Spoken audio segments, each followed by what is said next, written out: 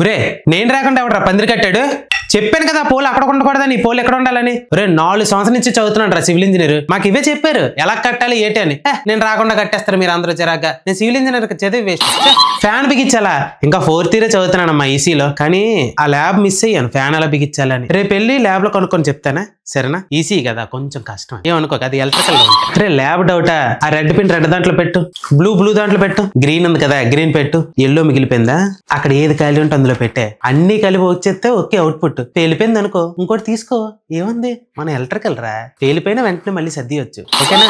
అరే మనం మెకానికల్ ఎందుకు జాయిన్ అయ్యాం? హ్యాపీ డే సినిమా చూసి అమ్మాయిలు ఉంటారా హ్యాపీ లవ్ చేయొచ్చు అనుకున్నాం. మెకానికల్ ఒక్క అమ్మాయి లేదురా, పోతే పోయింది. ఈసీలో సిఎస్సీలో అమ్మాయిలు ఉన్నారట. ఒక్క లైన్ వేసుకుని వచ్చేదా పదండి. అమ్మయ్య ఈ చిన్న కోడ్ అయిపోతే రేపు క్యాంపస్ ఇంటర్వ్యూ కొట్టి వచ్చరా. ఇటీ మనతో పాటు మెకానికల్ ఈసీ కూడా వస్తున్నారా? ఒరే వాళ్ళకి ఎలాగ వచ్చరా ఈ కోడింగ్ అంతానా?